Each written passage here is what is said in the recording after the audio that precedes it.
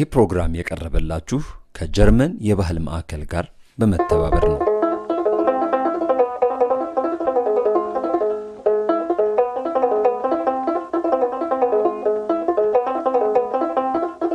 መጽሐፍትን ማንበብ ለመሳልና ለመኳል በሊቃውን ሸንጎ እንደመታደም ነው ይላል ከበደ ደበሌ ሮቢ በአንድ ወቅት ንባብ ለህይወት መጽሔት ላይ ባሰፈረው መጣጥፉ። ለዚህም የአንድምታ ወይም ጥልቅ ንባብ እማኙ ነው። ሰላም ጤና ይስጥልን ውድ ተመልካቾቻችን፣ በዛሬው የአንድምታ መሰናዷችን የቀለም ባለሙያ እንዲሁም መሐንዲሱ ጌታውን ሄራሞ ወደ ስነ ጽሁፉ ሰፈር ጎራ ብሎ የእውቁን ደራሲ የአዳም ረታን መረቅ የተሰኘ ልቦለዱ ላይ የራሱን አንድሞች ያጋራናል። መልካም መሳልና መኳል ይሁንላችሁ።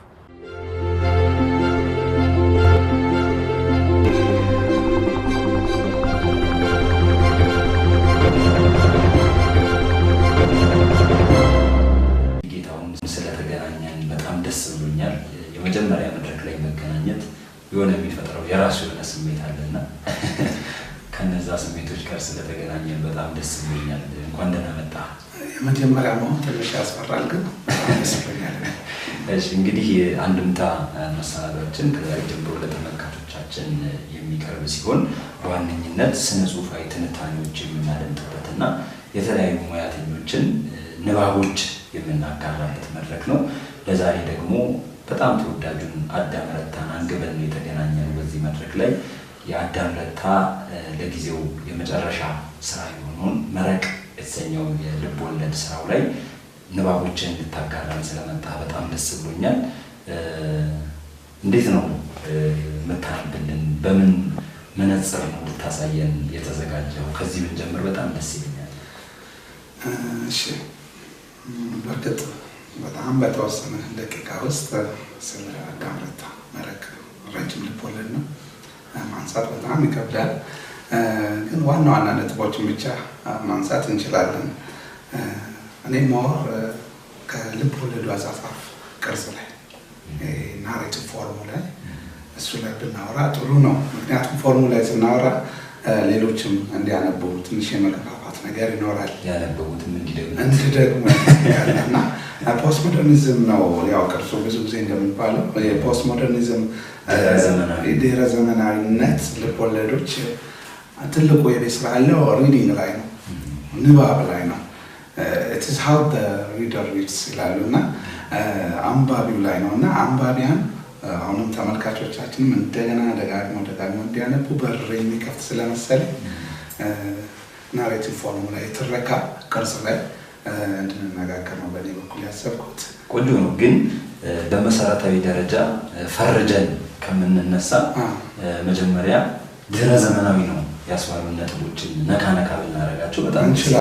አዳም ነው ለመጀመሪያ ጊዜ 1997 አይተን ግራጫ ካቸሎች ላይ እሱም በጣም የተለያዩ አጫጭር ታሪኮችን ይዞ መጣ እና ስያሜን ለመስጠት እሱም ተቸገረ እና መጨረሻ እንጀራ የሚለው ስያሜ ለዚህ ይመጥናል።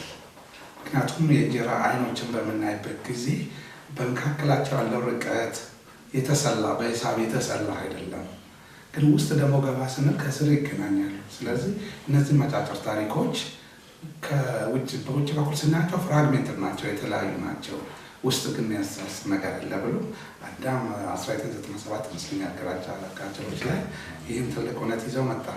የኢትዮጵያም ስነ ጽሁፍ ታሪክ በዚህ ዘርፍ በጣም ገና ጥናት የሚያስፈልግ ቅርጽ ነው ብዬ ነው አስበው።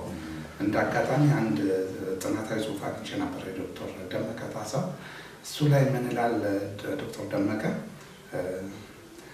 የኢትዮጵያ ስነ ጽሁፍ ከ1993 እስከ 2003 በዛ መሀል የተጻፉ ጽሁፎች ጭብጣቸውና የአርቲስቲክ ኪናዊ ባህሪያቸውን ገና አላወቅናቸውም የሚሉ የኢትዮጵያ ስነ ጽሁፍ ሊቃውንቶች አሉ እና ዶክተር ዮናስን ጠቅሰው ነው እንደው መጽሐፉ ላይ እና ጥናት ዲቴይል ዝርዝሩ መጠናት አለበት በሚል እና እኛም ዛሬ አንዱ የዛው አካል ይመስለኛል የዛሬ ውይይታችን የአዳም ረታን የልብ ወለድ መረቅን በምናይበት ጊዜ ከዚህ ቀደም ካሉት ከኛው ስነ ጽሁፍ ጋር አንድ፣ ሁለተኛ ደግሞ ከግሎባል ጋር የቱ ጋር ነው ያለነው? ይሄ ማፒንግ ይሉታል የራሳችንን ቦታ ማወቅ ብዙ ጊዜ ካለማወቅ የተነሳ ራሳችንን ወደ ራሳችን ብቻ በምናይበት ጊዜ ከሌላው ዓለም እንላጠራለን። እዚህ ላይ አንድ ትንሽ ነገር ልጥቀስ። አይ ቲንክ ክላውዲ ሳምናር ይመስለኛል የኢትዮጵያውያን ስነ ጽሁፍ በተለይ ግዕዝ አጥንቶ ወደ ራሳቸው ነው ሁሌ ወደ ውስጥ ነው ያሉትና አንትሮፖሴንትሪክ ናቸው ይላለው። ይሄ ውጫዊ ነገር ብዙ ማስደንቃቸው ከነሱ ውጭ ያለው ነገርና ስነ ጽሁፋቸው ወደ ውስጥ ነው። ዩሮፕ ግን ዌስተርን ጋር ስንመጣ ሁሌ ከውጭ አንድ ነው ይዘው መጡና ወደ ውስጥ ነው ከውጭ ወደ ውስጥ ነው ይላል። ምናልባት እኛ ለረጅም ዘመናት ወደ ውስጥ ብቻ ስለሆነ ከውጭ አሁን አንዳንድ አዳዲስ ፎርሞች በሚመጡበት ጊዜ ከሌላ ዓለም ጋር ያለን ትስስሮች ራሳችንን ብቻ ያለን ተናግቶብን የሆነው ብዬ ትንሽ ስጋት አለብኝ። የስነ ጽሁፍ ዘመናችንን ስንቆጥር ድህረ ዘመናዊ አጻጻፍ ብለን አዳም ላይ ልንጀምር እንደምንችል ያበርግጥ ጥናት የሚያስፈልገው ነገር ልክ ዘመናዊ አጻጻፍ ሲባል ዳኛቸው ወርቁ እንደምናነሳ ድህረ ዘመናዊ ደግሞ ስንል አዳም ጋር እናነሳለን የሚለው አንድ ነጥብ ሆኖ በተለይ በአጠቃላይ ስነ ጽሁፎቹን ስናይ ድህረ ዘመናዊነት ባህሪያቸው ብዙ ጊዜ እንደሚነሳው ወደ ዛሬው ርዕሰ ጉዳያችን ወደ መረቅን እንምጣና በዋነኝነት መረቅን ድህረ ዘመናዊ አጻጻፍ ስልት ይከተላል እንድንል ያስባሉን ጥቂት ነጥቦችን አንስተን እስኪ እንፈታቸው። እንዴትስ እናንበበው? እሺ የመጀመሪያው እንግዲህ ድህረ ዘመናዊ ጽሁፎች ከዘመናዊዎች የሚለዩበት አንትሪያሊስቶች ናቸው። ይሄ አዳም መጽሐፍ ላይ መረቅ ላይ የምታየውን ነገር ወደ ውጭ ፈልገህ አታገኘውም። የአዳምን የድህረ ዘመናዊነት ፎርሙን በምታይበት ጊዜ መጽሐፉ በራሱ እዛው ነው ያስቀር ለዘ ሰርፌስ ኦፍ ቴክስት ስላሉ እና ራሱን እንድትመረምር እንደ አንድ ኦብጀክት አድርገህ ይሄ ብዙ ጊዜ በስዕሉ ዓለም ይታወቃል። አሁን ፎርማሊዝም በሚባልበት ጊዜ ለስዕሉ ሌላ ውጫዊ ትርጉም አትፈልግ ነው የሚለው ፎርማሊዝም በፎርሙ ብቻ ደስ ተሰኝ ነው የሚለው እና እዚህ ላይ በምናይበት ጊዜ አዳም አንባቢያንን እዛው ፎርሙ ላይ ለማስቀመጥ የሚያደርገውን ጥረት በምታይበት ጊዜ ንባቡ ውስጥ አሁን መረቅ የሚለው ሬሱን ራሱ ስንወስድ ፖስት ሞደርን ይሄ ዘ ሰርፌስ ኦፍ ቴክስት ነው። መረቅ ሁሌ ከየት ነው የሚመጣው? ከላይ ነው አይደል? የዴንሲቲ ልዩነት ማለት ነው። ስፍፍልና ግን ሙሉ በሙሉ አይዘጋም። ትንሽ ሪያሊስቲክ እንትን ነው። ስለዚህ ከመረቁ ስር ከሆንክ ወደ ላይ መውጣት አቅም ደከመላል ማለት ነው። እዛው ወጡ ውስጥ ሆነ ትላወሳለህ፣ እዛው ትፈላሰፋለህ፣ እዛው ትመራመራለህ። ይህን በምታይበት ጊዜ አሁን አንዳንድ ሻግላ ያደረጋቸው ነገሮች ብዙ ቦታ ቃላቶች ላይ ያተኮራቸው እንደዛ እንትኖች አሉ እና ልክ እንደውም ስተቆር ጽሁፉ ላይ ነው የምታየው። ግራፊክስ ይጠቀማል። የፖስት ሞደርኒዝም አንዱ ኤሌመንት ነው። ስዕሎችን እንደዚህ በፊትም ነበረ የምጠቀሙ። በነገራችን ላይ አንተን በፈረንሳይ ፖስት ሞደርኒዝም 1950ዎቹ ነው የጀመረው። በአሜሪካ 1960ዎቹ ነው። በእኛም ሀገር አሁን አዳም ጀመረ ለማለት ቅድም እንዳልከው ጥናት ማድረግ አለብን። ምክንያቱም በቅርቡ አንድ የ1930 የደቡብ አፍሪካ ጸሐፊ ዲሆልማን ይባል ጆዋዋ ነው የሚባለው መጽሐፉ እና ተራኪ ነው። ጆዋዋ በ1930 ነው የተጻፈው። እሱ ወደ እንግሊዝኛ ሲተረጎም ፖስት ሞደርን ነው አለ። ስለዚህ 30 እና 20 ዓመት ቀድሞ ፖስት ሞደርኒዝም አፍሪካ ውስጥ ነበረ የሚለውን ራሳቸው ምዕራባውያን ያን ሀሳብ ለመቀበል መጥተዋል እና ጥናት ያስፈልገዋል። አሁንም በእርግጥ ግን አሁን መረቅ በምናይበት ጊዜ አንደኛ ፖስት ሞደርኒዝም አሳታፊ ነው። ሁሉንም ነገር እንዲፈልፍሎ እንደናርጎ አይሰጥም። አዳምንም እዚህ መረቅ ላይ በምታይበት ጊዜ ቀጥ ያለ ጎዳና ላይ አያስኬድህም ወይ እያስኬድህ ምን ላይ በዚህም እኮ መሽለቅ ትችላለህ፣ በዚህኛውም ልትሄድ ትችላለህ እያለ ሊያሳይ ይችላል። አማራጮችን ዓለማትን ይፈጥራል። ማልቲፕል ወርልድስ ምንለውን ሌላ አንዳንዴ መስቀለኛ መንገድ ላይ ጥሎ ሁሉ ይተዋል። እኔ ትዝ ይለኛል በመረቅ ላይ በተደረገ ውይይት ላይ ነበርኩና ስለ ሴቶች ስትናገር ሙሉ ጨርሰህ ምናምን አትናገርም ስለ ነው። እኔ ስለ ጸጉሯ ላወራልህ እችላለሁ፣ ሌላውን ቀጥለው አንተ። አሳታፊነት ነው። ሮላንድ ባርቴስ ምንድን ነው አውቶርስ ዴድ አለ አይደል? ፖስት ሞደርን ጽሁፍ ላይ ተጽፋለህ። ከጻፉ በኋላ ሚኒንጉን አንባቢው በየጀነሬሽኑ በየዘመኑ ከወቅቱ ጋር ባለው መስተጋብር አውድ ጋር አንድ ላይ ይዞ ነው የሚሄደው እና እኛም በትንሹ ቅድም ጥናት ያልኩም ለዚህ ነው አባባሎቻችን ወደዛ የሚወስዱ እንትኖች አሉ። ግን እኔ አንድ ከሞደርኒዝም በጣም ለይበት እንትን ምንድን ነው ሌላ ብዙ ጊዜ የዚህ የሞደርን የክላሲክ ዘመንም ጸሐፍት እኛም ሀገር ይባላል መጽሐፍ ጽፈው ልክ ሲጨርሱ የመጀመሪያ ልጅ ይላሉ። ፖስት ሞደርኒዝም ይሄን አይቀበልም። ማን ወልዶ ማን ልጅ ይላልናል። ምክንያቱም ሶሻል ኮንስትራክሽን ነው የሰው ልጅ ባህሪ ኤቭሪቲንግ ማህበራዊ ግንባታ የተካሄደበት ነው። ስለዚህ ጥያቄ ባለቤት ኦቶርሽፕነትን በጣም እንትንላል እና በፍጹም ይሄን አይቀበልም። ምናልባት ጎበዝ ሰው አዋላጅ ነው የምትሆነው። ደራሲው በድህረ ዘመናዊነት ስትመጣ ሞር አዋላጅ ነው። ለዚህ ነው አዳም ሂንት የሚሰጠው የቴራፒቲክ ሰርቪስ ይለዋል ሮርቲ። የድህረ ዘመናዊ ጸሐፍት ቴራፒ አገልግሎት ነው። ዲስክሪፕሽን ገለጻ ነው እንጂ የሚሰጡት ኮማንድ አይሰጡም። የትእዛዝ ፕሪስክሪፕሽን ምናምን አይሰጡም። እዚህ ላይ መረቅ ላይ ይህን ነገር በጣም በጣም ታየዋለህ። በቃ እስከ መጨረሻው ዘልቆ አያሳይም። ፖይንቷን መረቋን ብቻ ከላይ ያሳይ። አንተ ድግ ታደርጋለህ። ውስጥም ከሆንክ ብዙም ወደ እውነታው እንዳትወጣ ያደርግልሃል። እና እንዲህ አይነት ነገሮች በጣም ሰፋፊ እንደውም የይተው አቅጣጫ አሁን መረቅን እኔ ሳነበው የተረዳሁት 600 ገጽ ያለው መጽሐፍ ነው እና እኔ እንደውም ያልኩት ታሪኩ በ100 ገጽ ነው የሚያልቀው። እውነት ነው። እና 500 ገጽ ምንድነው ብለን እንደምናይ እነዚህ እይታዎች ናቸው። ተመልካች እየቀያየረ ምዕራፍ በተቀየረ ቁጥር ተራኪ ነው የሚቀየረው፣ ታሪክ አይደለም የሚቀየረው። አብሮ የኖሩትን ዘመን የሚያዩበትን የተለያየ አቅጣጫ ይሄ የህይወትን ምርጫ ማሳየት እንዳልከው ህይወት አንድ ብቻ መንገድ ያላት አይደለችም የሚለውንም የሚያጎላ ያጻጻፍ ስልት አለው። ግን አንተ ስታወራ በተለያዩ መድረኮች ላይ በተለይ ከድህረ ዘመናዊነት ማስተሳሰብ ጋር የምታነሳው አንድ የሚገርመኝና ደስም የሚለኝ ነጥብ አለ። አንባቢው ሊያውቃቸው ሊተገብራቸው የሚገቡ መሰረታዊ ነጥቦች አሉ። እነዛን አውቆ ድህረ ዘመናዊ ስነ ጽሁፎቹን ካላነበበ ጎዶሎ ንባብ ነው ብለህ የምታነሳው ነገር አለ። ምን ማለት ነው ጎዶሎ ንባብ? እንግዲህ ለምንድን ነው አዳም እንጀራ የሚል ቅርጽ ይዞ ከመጣ ያ የቅርጽ ልዩነት ወደ ንባቡ መምጣት አለበት። በድሮ ዳቦ እየበላን ሆናል ገብቷል። የዳቦ አበላል የእንጀራ ለየቅል ነው። ፓስታና እንጀራን በአንድ ያኛው በሹካ በእጅ ሊሆን ይችላል። ስለዚህ ቅርጽ መቀየሩ ወደ አንባቢያን ጋር መምጣት አለበት። የንባብ ባህላችን የድህረ ዘመናዊነትና የዘመናዊነት በጣም በጣም ሰፊ የሆነ ልዩነት ነው ያለው። ለዚህ ነው ብዙ ጊዜ ድህረ ዘመናዊ ጽሁፎችን በሚያነቡበት ጊዜ ሞደርን ረጅም ጊዜ ያነበበ ሰው ማጠቃለያ ጋር ይሮጣል። ይሄኛው ገጸ ባህሪ መጨረሻ ላይ ምንድን ነው መሸለም አለበት ምናምን ምንም አይሸለምም ይተዋል። በቃ ኦፕን እንዲህ ይሆናል። ያኔ ኃይለኛ ግርግር ንጭንጭ ንዴት ያለ እና ለዚህ ነው ሮርቲ ቅድም የጠቀስኩት ይህንን ጽሁፎች ስታነቡ መጨረሻ ላይ ዲስአፖይንት ነው የምትሆኑት፣ ትቆጣላችሁ ምናምን አለ እና ስለዚህ ምንድነው እኔ ድህረ ዘመናዊ ጽሁፍ የአዳም መረቅን በምናነበት ጊዜ መሰረታዊ የሆኑ የድህረ ዘመናዊ ልቦለዶች አነባብ ላይ ኤሌሜንቶቹን አላባዎችን ማወቅ ግድ ይላል። ሁለት ምሳሌ ልንገር። አሁን ለምሳሌ ገጽ 452 አካባቢ ይመስለኛል ለአንገቱ የሚል አንድ አጭር ልቦለድ አለ። እሱ ልቦለድ ላይ አልማዝ የምትባለች እና እዝራ ናቸው ያሉት። ሁለቱም እዝራ ሆቴል አለው፣ አልማዝን ይወዳታል። አልማዝ ስትገባ ቀደም ብሎ እሷ ሳታውቅ ሂሳብ ከፍሎ ይወጣል። ምን ይላል እና እዛ ውስጥ ምን ታያለህ? የተቃርኖን ህግ ታያለ። ቅርጿን አሁን ማሳየት ስላልቻልኩ ነው እንጂ ቅርጹም ላለ የሆነ ላይ መስመር ያሳይና በአንድ በኩል የሆነ ወሽመት ያሳያል፣ ቀጥታ ሄዶ ደግሞ በተቃራኒው ያሳያል። እና እሷ ምን ትላለች?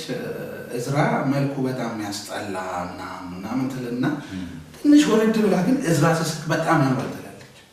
እና ሳቅ ምንድን ነው ብሎ ወደ ሳቅ ትርጉም ስትሄድ ታያለ። ይሄ ምንድነው? ሴልፍ ኔጌቲንግ ይሉታል በፖስት ሞደርኒዝም።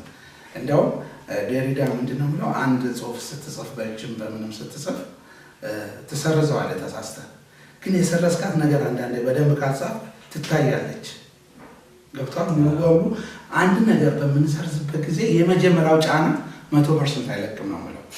እሷም የተናገረችውን ስትቃወመው መልሳ ስትቃወም አለ። ከዛ ምን ትላለች? እዝራ አንገቱ በጣም አጭር ነው፣ ሀብል እንኳን ምናምን ቦታ የለውም ትልና ክራባት ግን ገዝታ ስጦታ ትሰጠዋል። ክራባት ስትገዛ ደግሞ እሱ ግፍት ሰጥቷት 250 ብር ይሰጣታል። 4 ኪሎ አግኝቷት መማርካቷ አብረን ሊፍት ሰጥቷት ማለት ነው። እና ክራቫቱን ደግሞ የገዛችው በራሱ ብር ነው ስጦታ ለስተዋል ስትናደታለ ከገዛችው በኋላ ደግሞ ሰልፍ ኔጌቲንግ ገብቷል ይሄ አንሰርቴኒቲ የምንለው አምቢጉዊቲ የምንለው የፖስት ሞደርኒዝም እንትን እና ቁጭ ብላ ለምን ገዛው ግን ለኔ ከሰጠኝ እኮ የኔ ብር ነው ስትል ታያለ እና ለአንገቱ የሚለውን ያንን አጭሩን ልቦለድ ሰልፍ ኔጌቲንግ የሚለውን የፖስት ሞደርኒዝም የራስ ተቃር ነው ያንን ካላነበብን ደራሲው እብድ ነው ወይ ወደ ማለት ለተት ምንድነው የእርስ በርስ የሚቃወሙ ነገር ህይወት ግን እንደዛ ነች አሁን እንዲሆነ ነገር ምን እንደምንሆን አንሰርቴኒቲ በጣም ነግሷል በተለይ ከፖስት ሞደርኒዝም ውስጥ በመታየበት ጊዜ በእውነታም ውስጥ በመታየበት ጊዜ አንሰርቴን በሆነ ዓለም ላይ ነው የምንኖረው በነገራችን ላይ አሜሪካን ውስጥ ፖስት ሞደርኒዝም በሊትሬቸሩም እንዲገባ ያደረገው የጆን ኤፍ ኬኔዲ መገደል ነው ከዛ በፊት ግን የሴኩሪቲ ሲስተም ነው ምናምን ስለ አንዱ ተሻለ ከዛ በኋላ ነው በቃ we are not certain ብለው ያጫና የኬኔዲ መሞት ሊትሬቸር ላይ ሁሉ ጫና መጥቶ ነበር ይሄ አንሰርቴኒቲ ላይ ማለት ነው እና እንዲህ አይነት ነገሮች ካላነበብ በጣም ሊከብድ ይችላል ሌላ ቀደም ያልከው ነገር አለ እንደገና መልሶ ያመጣል ያልከው ይሄ ክብ ትረካ ምንለው የሳይክሊክ ነው የፖስት ሞደርኒዝም እንትን ብዙ ጊዜ የሞደርን የክላሲክ በተለይ ክላሲክ ዘመን ልትወለዶችን ስታይ መግቢያ አለ አተታ አለ መደምደሚያ አለ አጨራረሱን ስታይ መጨረሻ ላይ ነው የምትተኩሰው በቃ አንድ ፍንዳታ ድምጽ ትሰማለህ ፋይናል ፖስት ሞደርኒዝም ግን በየፌርማታው ነው ድምጽ የምትሰማው የተኩስ ድምጹ ለዚህ ነው ፖስት ሞደርኒዝም ሪያሊቲ የለም አይልም ግን ቀያው የሆነ የሰፈር የሆነ እውነት አለ ያቺ ላንተ ትክክል ነች ያቺን እውነት ማዛባት ማራባት ማባሳት ያንተ መብት ነው ገብቷል ግን በየፌርማታው ነው የፖስት ሞደርኒዝም እና ሞደርኒዝም ላይ ስታይ ግን ስትሬት ነው የክላሲክ በተለይ ስትሬት ነው የምትሄደው እዚህ ሆነ ልታክ ትችላለህ መጨረሻው ምን ሊሆን እንደሚችል ልታክ ትችላለህ ከካራክተሮቹ ባህሪ እየተነሳ ማለት ነው ይሄኛው ግን እንደሱ አይደለም ሳይክሊክ ነው የሜሞሪ ስራ ሁሉ ታለ ሜሞሪ ሳይክሊክ ተካለ በጣም የሚገርም ነገር ነው አዳማውን መገጽ 192 ላይ ይመስለኛል አሜሪካን ጻናት ጋይድ አጠገቤ አንድ የለማዳን ሳሱቃለ ይላል ከዛ ዝርዝር ይሰጣል የለማዳን ሳት ብሎ እባብ ይላል ምን ይላል ያ አንድ ረብሻ ነው እንግዲህ የለማዳው እባብ ስትል በትምህርትም በትሬኒንግም ለማዳብ ሆኖ ማለት ነው የለመድነው ሌላ ነገር ነው የተለመደ ኮንቬንሽን ቀኖና መስበር ማለት ነው ከዛ እንደሱ ያለ ይቀጥልና ከዛ ውስጥ ደቃቃ ሄዱን ለማየት ሄድኩኝ ይላል ካሉት ውስጥ ትንሿን ኤሊያየው የሚዋኝ ኤሊያ ይቻላል ከሚልልና ከዛ ትውስታ ይመጣበታል ትውስታ የሚመጣው እዛ የነበረችው ልጅ በሩን ስትከፍት ቅዝቃዜ ስነካው ያ ቅዝቃዜ እንጦጦን አስታወሰኝ ይላል በፓወር ሜሞሪ ታለ የፐርሰፕሽን ላይ ነው ያው ወዝ ነው እና ትውስታ ያንስቶ ጀመረ በቃ ስለ ቁልቁለቱ ስለ ቄስ ተዚና ስለምን ይልና መጨረሻ ዛሬ ምንድነው አደረኩት ብሎ ይጠይቃል በቃ ከተውስታ ላይ ሌላ ነገር የለም ይዘጋል ትዝታ ክብ ትረካ ውስጥ ነው የሚያስገባ ወደ ኋላ ይመለስና ክብ ትረካ ውስጥ ይከታል እና ፖስት ሞደርኒዝም አንዱ የምታየው በዚህ በሳይክሊክ የሆነ እዛ ላይ የሜሞሪ ጫወታ አለ ሌላ ሳይኮአናሊሲስ አለ የፍካሬ ስነ ልቦና ምንለው እሱም ብዙ እዚህ መረቅ ላይም በጣም ታያለ አዳም ራሱ ስለ ፖስት ሞደርኒዝም ስጠይቀው ምንም ማውቀው ነገር የለም ነው ማለት ግን ገጽ 42 ላይ ይመስለኛል ተናግሯል ራሱ ሲነበብ ስለ ሸንኮራ አገዳ ሲናገር አላዛር ነው ከአያቱ ቤት ከእናኑ ጋር ሲመጣ ሁለት አንጓ ያለ ሸንኮራ ግፍት ሰጡትና እቺን ይዘው ሄዳሉ ከዛ ታክሲ ውስጥ ገብቶ ጀመረ አላዛር ነው ሾፌሩ አታኩሽሽ ምናምን ልጣችሁ ነው ምናምን ይላል ከዛ ተመልሶ ሲያይ ከእናንኳ ነው መበላውት ነው አላዛር እንዴት ከእናንኳ ትበላለህ ሌላ ሰው እኮ አስቆርጦ ነው አንጓ እንትን ምክንያቱም ቀላል አንጓቱ ጣልኝ ትላል ብሎ እንዲህ ምናምን ነው እናቴ እንደሷ አያቴ እንደሷ አትልም ጥርስ ያጠነክራል ትላለች ይላል ይሲ ሞደርኒዝም እንደሱ ነው ከናንጓ ነው የሚሰጠው እና ቴክስቱ ራሱ ከናንጓ ሸንኮራ በቃ ጥርስ ያጠነክራል ይላል ለህይወትም ደግሞ እንዲሁ ነች ይላል የሚገርመው ህይወትም ከናንጓ እኮ ነች ያለችው ላይፍም ከናንጓ ነች እና እናቴ እንዲህ ትላለች ይላል ይሄ ትዘክሪት ለኔ በቃ አዳም አንባሉን ትንሽ አቦም ቢሆን ወደ ክሪቲክ የሚሄድ ነገር ይመስላል። ብዙ ጊዜ እኛ የተቆራርጦ አንጓ ወጥቶልን ምናምን ሬዲ ሜድ ነገር ነው ባይዘ ሁሉም ነገር የመካከለኛው ሁሉም ነገር ሰው ሰርቶ የጨረሰውን ነገር እዛች ላይ መድረስ ነው ብዙ ጊዜ የምንፈልገው እና እንዲህ አይነት የዘመናዊ የድህረ ዘመናዊ ልቦለድ ዓላማዎችን እዚህ ላይ እናያለን። ሌላ እኔ ከአዳም በጣም ማደንቅለት የፐርሰፕሽን ሳይዙ የአዳም ፐርሰፕሽን ማለት ምን ማለት ነው? እንግዲህ የምናብ ጥልቀቱ ገለጻዎችን በምንሰጥበት ጊዜ በምንጠቀመው ቋንቋ ለእኔ ስነ ጽሁፍ መሆኑ ቀርቶ ወደ ቪዥዋል ይቀየርብኝ ፊልም የሆነ ቆንጆ ፊልም የማይ ነው የሚመስለኝ እና እኔ የአዳምን ልቦለድ በምናነብበት ጊዜ አንደኛ በኢንተርዲሲፕሊናሪ የሆነ አካሄድ ኢንተርዲሲፕሊናሪ የሆነ የንባብ አካሄድ መከተል አለብን ነው የምለው። በተለይ በዋነኝነት ቅድም ያነሳናቸው ሳይኮአናሊሲስ ማየት አለብን፣ እንደ ፐርሰፕሽን ማየት አለብን። ሌላ ደግሞ እውነተኛ ታሪኮችን ልቦለድ ውስጥ ይካተታል። ፖለቲካውን ሂስቶግራፊኬሽን ይሉታል። ገጸ ባህሪያት የሰራቲም በቃ መስኮት ገረሱ እንዳለ ፊክሽን ነን ፊክሽን ነው የሚባለው። ይሄ እንደውም ፊክሽን ውስጥ ነን ፊክሽን የሆኑ ኤሌመንቶችን ታስገባለህ። እዚህ ውስጥ ደግሞ ለምሳሌ በተለይ መረቅ ላይ የፍቅር እስከ መቃብሯን ሰብለው አምጥቶ ከምናውቀው ታሪኳ በተለየ በጣም አስገብቷታል። እሱ ምን ይባላል መሰለህ? እሱ ሪያሊቲ ዋርፒንግ ይባላል። እውነታን ማንሻፈፍ ገብቷል። እሱን ቅድም ባነሳሁት ላይ ላንሳ። እንደውም ቅድም ለአንገቱ በሚለው ላይ አልማዝ ስትናገር አንድ ታዋቂ የሆነች አስቴር በቀለ የምትባል ዘፋኝ ትላለች። ገብቷል። ልክ አስቴር በቀለ ስል ምንድን ነው ቴክስት ውስጥ ትገባለች። ውጭ አይወጣም። ቴክስት ውስጥ ትገባና በቀለ የምለውን ነገር እኔ እሱ ሳነብ ያስተራወቀ አባቷ ስም ጠፋብኝ። አወቀ የምለው ማለት ነው። ሩት በቀለ ማለት እና ምን ለማለት ፈልጋ ነው ብለህ እዛው ቴክስቱ ላይ ትመላለሳለህ ማለት ነው። እና እቺ ልጅ ማለት የፈለገችው አስተራወቀ ነው። ሩት በቀለ ዝነኛ ያላል ከፊት ለፊት ደግሞ ይሄ ፖስት ሞደርኒዝም ለአንድ ምልክት ነው። የፖስት ሞደርኒዝም ሪያሊቲውን ታመጣና ትንሽ ታንሻፍፈዋለህ፣ ታጎብጠዋለህ እና ይሄ ምን ይጨምራል እዛው ልቦለዱ ላይ እንድትመራመር እንድትጻኔ። እንደውም ብዙ ጊዜ መረቅንም ሌሎችንም ስታይ ድህረ ዘመናዊ ጽሁፍን ማንበብ ማለት በፒስታ መንገድ ላይ መኪናን እንደመንዳት ነው። ምክንያቱም ስትንገጫገጭ ምን ትሆናለህ? ነቃ ትላለህ አይደል? የአንቀላፋም ተኛው ሰው ይነቃል። እና የምታደርገው ሁለት ነገር ነው። አንደኛ ጎበዝ ከሆንክ ስትንገጫገጭ ለምን ተንገጫገጭኩ ብለህ ጥናት ምርምር ታደርጋለህ።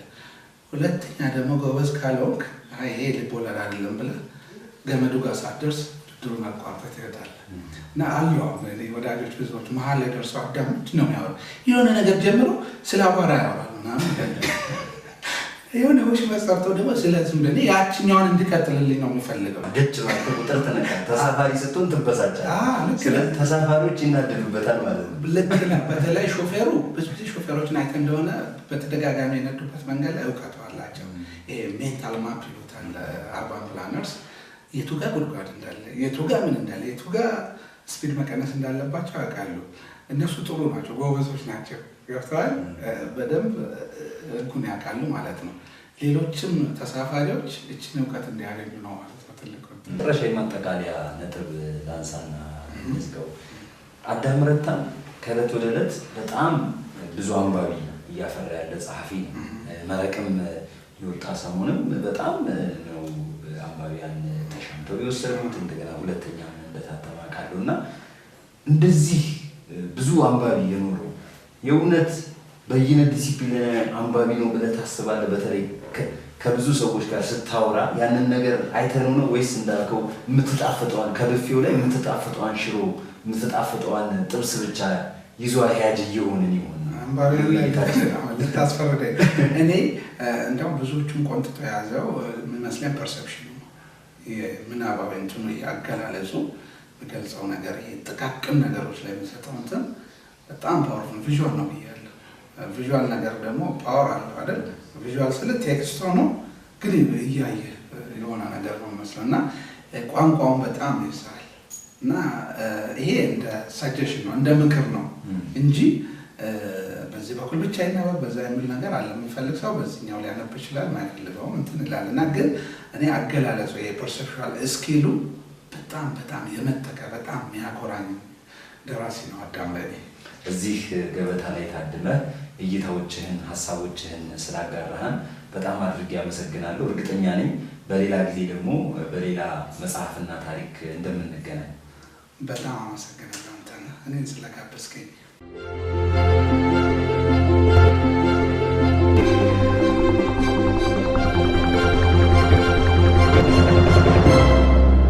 የዕለቱ መሰናዷችን የተከታተላችሁትን ይመስላል።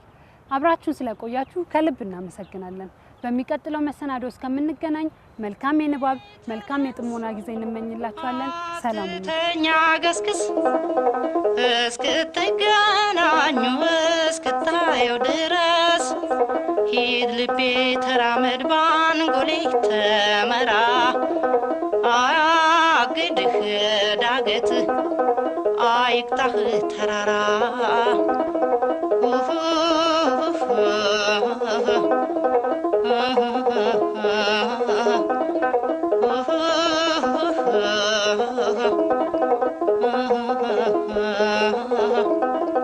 የኑሮ ሰንሰለት አስሮ ከገተረህ አትነቃነቅም እዚያው ትቀራ